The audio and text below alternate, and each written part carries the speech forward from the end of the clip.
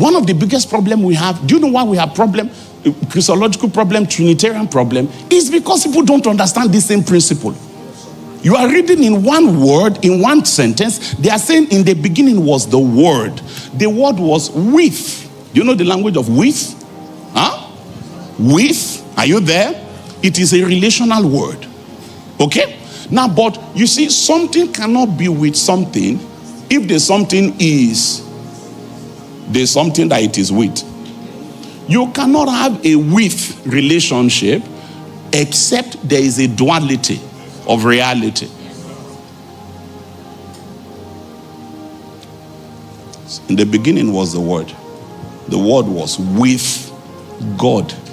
That, if you stopped there, you would think that the Word is one thing and God is another thing. And the Word now happens to be in the environment of God, close by. So the Word was with God.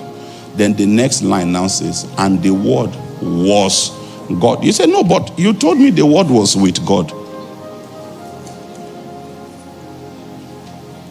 Separation.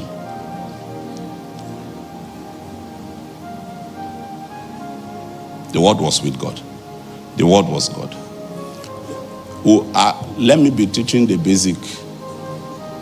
If I say that you can get there, we'll move things from creation, from the natural level. I'll move things into the order of God.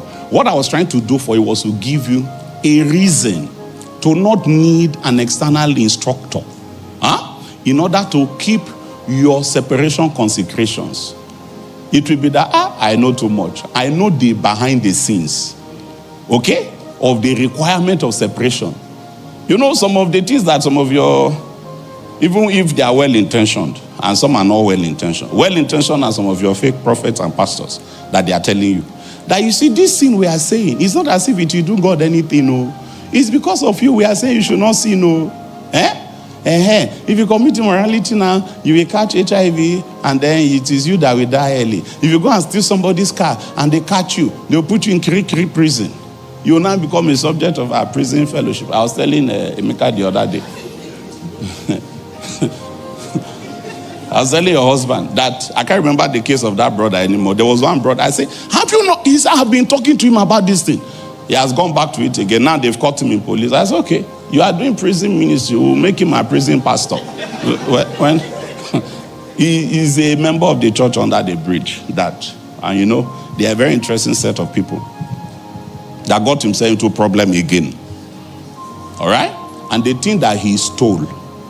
The money that was now needed to bail him out of police was more than the price of the thing that he went to steal. That is now going to probably end up in jail. And Emeka was like, I've been talking to this boy. And I said, okay, when he ends up in jail, he will be our pastor. In prison, he will be our prison pastor. It is not because of prison. That's not why we are saying you should not steal. It's bigger than that. You see, the reason why many people are becoming very, very crafty is because all of the things they told us as the reason to not do evil, we have started finding ways to mitigate them. Are you with me? We have started finding ways to mitigate them. Say, is it HIV? Don't worry. That's how we handle it. So if that's the motivation for not committing immorality, if I found a way to handle it, then why should I not? Because you have said, it's not about God. It's not about God, though. It's not about God. Let me tell you, for instance, it is about God. Hello? First and foremost, it is because of God that you don't sin. You're actually too small in that equation. Who cares? Whether you get HIV or you don't get HIV, you will die. If Jesus tarries to come, you will die. It's not about you.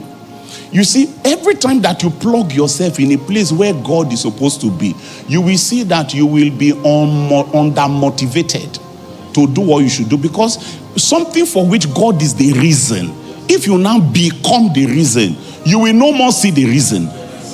The reason will no more be reason enough. And it's the reason why many of you are struggling. That's why I'm doing this hard work I'm doing this morning. Because the reason many of you are struggling, you don't understand the nature of things as they truly are.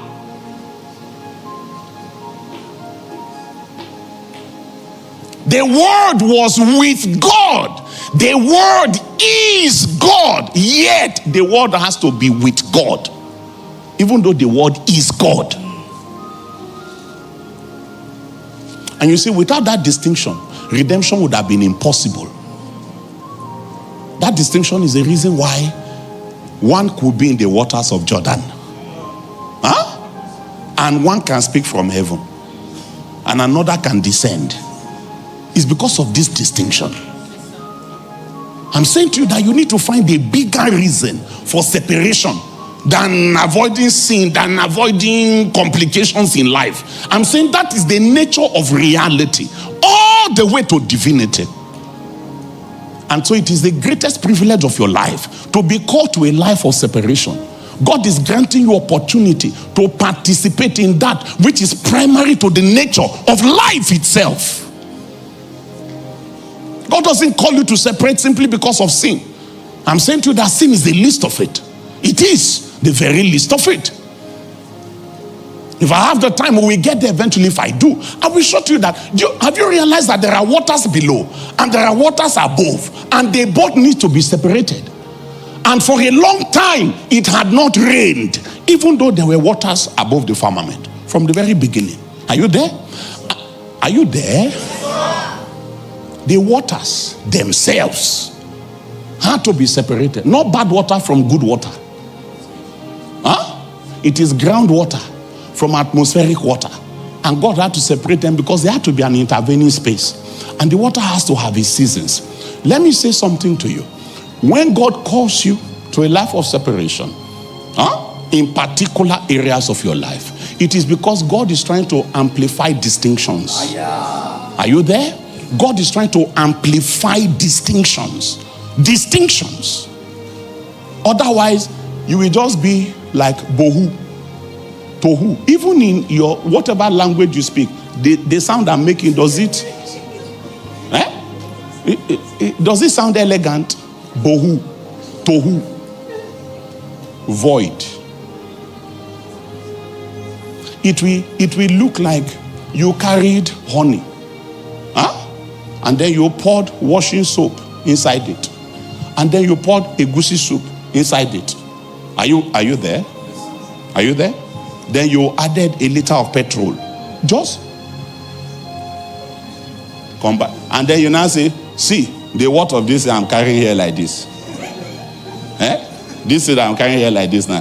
The water of this I'm carrying here like this. This is like 50,000 USD. Because inside of this there's crude oil.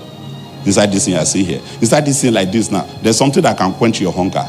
The best egusi soup you have ever tasted is inside this thing. And there's a sense in which that is true. But practically, it is useless. It's not true. When God calls for separation, God is trying to amplify distinction. And God, are you with me? Are you with me? God is trying to spotlight purpose. God is trying to spotlight. You know what I mean by spotlight? God is trying to put a spotlight on purpose. God is trying to draw attention to particularities. And without distinction, there can be no creativity, there can be no innovation. If there are no boundaries, because even within the Godhead, let me still leave the Godhead. If there are no boundaries, everything will be a mess. And all of creation will not have taken off. You and I will not be here. So first and foremost, I want you to understand that whether there is sin or there is no sin, separation is a part of reality. Can you take that in? That separation is a part of reality. The way God has ordered reality is such that separation is bound up in the principle that govern reality.